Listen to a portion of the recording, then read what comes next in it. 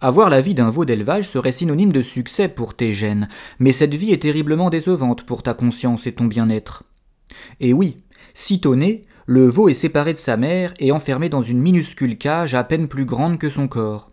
Le veau y passe sa vie entière, en moyenne 4 mois.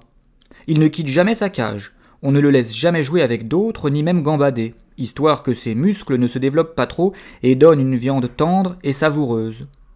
La seule occasion qui lui soit offerte de marcher, d'étirer ses muscles et de se frotter à d'autres veaux, c'est sur le chemin de l'abattoir. En termes d'évolution, c'est l'une des espèces animales les plus réussies qui ait jamais existé. Dans le même temps, il n'est guère d'animaux plus malheureux sur la planète. La description de la vie de cet animal domestiqué doit t'aider à te faire prendre conscience qu'il ne faut pas confondre le triomphe des gènes, la survie, et le bien-être. Le veau ne risque rien dans sa cage. Il est même certain d'avoir de quoi manger tous les jours, et quand bien même on le conduit à l'abattoir, ses gènes triompheront, car des milliers d'autres veaux, des frères portant ces gènes, prendront sa place, faisant ainsi survivre les gènes de l'espèce. Bien que ces gènes aient triomphé, ce pauvre animal aura eu une vie de misère. Cesse de confondre l'augmentation de l'espérance de vie, via le progrès technique, technologique et médical, avec le bien-être. Ces choses ne progressent pas forcément en parallèle. Tu as peut-être atteint une certaine sécurité et tu vis vieux dans ta société d'hypertravail.